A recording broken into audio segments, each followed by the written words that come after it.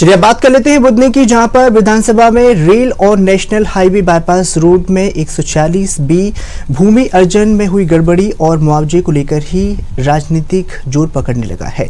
दरअसल कांग्रेस के PCC chief Jitu Patwari ने लोगों को न्याय दिलाने के लिए बुधनी में 5 दिन की पैदल यात्रा का ऐलान कर दिया है। आपको बताना चाहेंगे इंदौर के बुधनी तक रेल लाइन में निकाली जा रही है, जिसमें यह NH 146 बी और बाईपास रोड बाड़ी से ही संदलपुर तक निकाला जा रहा है, जिस पर किसानों का आरोप है कि भू अर्जन अधिकारी ने मुआवजे और प्रक्रिया में भारी गड़बड़ी की है, जिसको लेकर बुधनी विधानसभा में लगातार धरना प्रदर्शन हो रहे हैं।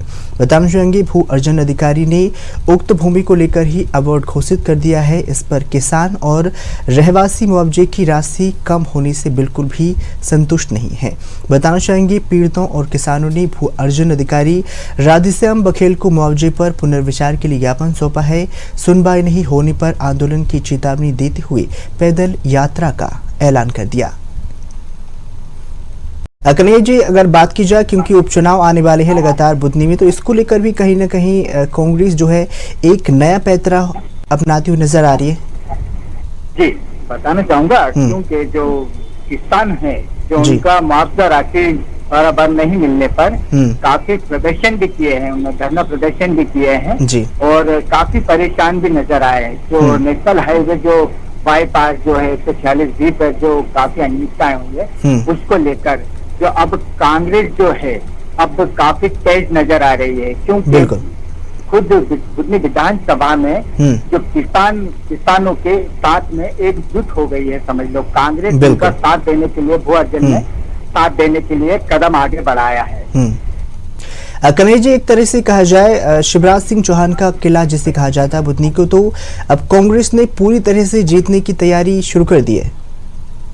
जी, यहाँ पे अभी सलकनपुर में जब जीतू पटवारी आए थे तो उस विषय में भी चर्चाएं हुई थी है, और उस विषय में जब वहाँ पे जब बताया उन्होंने जीतू पटवारी ने, क्योंकि अब बुधनी विधानसभा में 5 दिन की रैली में काफी जो आम जनता है वो भी जुड़ेंगे उनके साथ में, और जो किसान है जो इसी मामले को लेकर, भू अर्जन के मामले को लेकर आगे कदम बढ़ाती नजर आएगी, क्योंकि जो चुनाव नजदीक आने को है और कांग्रेस कहीं न कहीं तेजी से चल रही है एक रणनीति के है।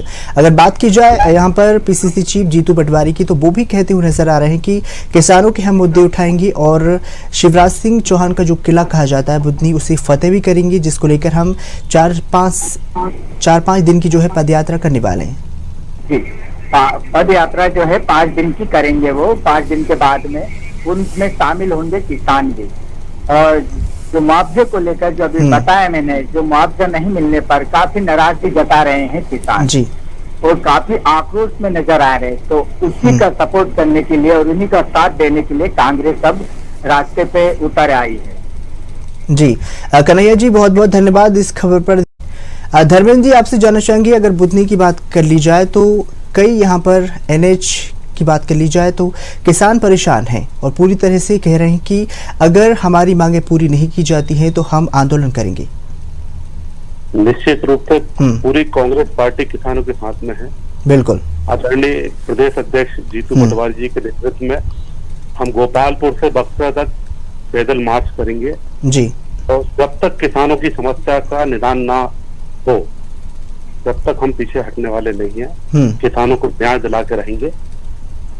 जी धर्मेंद्र जी, आपसे जानना चाहेंगे अगर बात की जाए बुधनी की, तो कहीं ना कहीं शिवराज सिंह चौहान का उसे किला कहा जाता है, उसको फतेह करने के लिए कांग्रेस ने कमर कस ली है, क्या लगता है? कांग्रेस जमीन पे बहुत मजबूत है और इस बार कोई किसी प्रकार की ना कोई गुटबाजी है ना कोई मनमुटाव है। पूरी कांग्रेस एक साथ मिलकर चुनाव लड़ेगी, निश्चित रूप से बुधनी विधानसभा इस बार हम जीतेंगे। तो वही अगर जीतू पटवारी की बात कर ली जाए तो उन्होंने 4 से 5 दिन की पैदल यात्रा की बात कर ली है, तो क्या कुछ इसकी तैयारी की गई है? निश्चित रूप से जैसे पार्टी से निर्देश मिलेगा उसकी तैयारी हम लोग लग जाएंगे। जी जी। धर्मेंद्र जी, बहुत बहुत धन्यवाद इस खबर पर ज्यादा जानकारी साझा करने के लिए। आपसे और भी अपडेट हम इस खबर पर लेते रहेंगे। बताना चाहेंगे जीतू पटवारी की बुधनी पैदल यात्रा लगा। अधिक जानकारी के लिए हमारे साथ किसान सूरज जुड़ चुके हैं। सूरज जी, आपसे जानना चाहेंगे, भू अर्जन का मामले में काफी गड़बड़ी देखी गई है और आपने ज्ञापन भी सौंपा है, क्या कुछ आपकी मांगे हैं?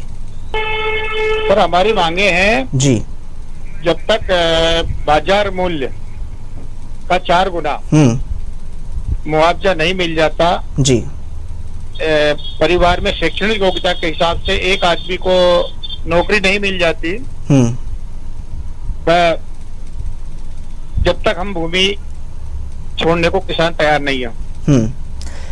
तो अपने अधिकारियों को जो है ज्ञापन दिया है, उसमें क्या कुछ मांगे लिखी गई हैं और अधिकारी जांच के लिए क्या कुछ कह रहे हैं, कब तक पूरी हो जाएगी? अधिकारियों से तो सिर्फ सही जवाब नहीं मिल पा रहा है जी। अधिकारी तो बस ज्ञापन लेकर रख रहे हैं, ज्ञापन शायद जगह पे पहुंचा भी नहीं पा रहे। हमने ज्ञापन एसडीएम से लगाकर प्रधानमंत्री, राष्ट्रपति तक दे दिए हैं, रेल मंत्री वगैरह सबको दिए हैं, अभी तक उनका कोई जवाब नहीं आया। सूरज जी, बहुत बहुत धन्यवाद इस खबर पर ज्यादा जानकारी के लिए। तो लगातार आपको बताना चाहेंगे, जीतू पटवारी की बुधनी से पैदल यात्रा निकालने का उन्होंने ऐलान कर दिया है। भू अर्जन की गड़बड़ी को लेकर ही एक ज्ञापन भी किसानों और आम जनता ने सौंप दिया है। 46B राष्ट्रीय राजमार्ग के भूमि अधिग्रहण हेतु राष्ट्रीय राजमार्ग NHAI द्वारा प्रस्ताव दिए गए। उस प्रस्ताव के आधार पर वैधानिक प्रक्रिया का पालन करते हुए राष्ट्रीय राजमार्ग अधिनियम के तहत 3D की कार्रवाई की गई, विधिवत सुनवाई की गई, उसका प्रकाशन जैसा होना चाहिए अधिनियम के तहत किया गया और इसके पश्चात जो मुआवजा निर्धारण की प्रक्रिया है उस प्रक्रिया का पालन करते हुए मुआवजा निर्धारित किया गया।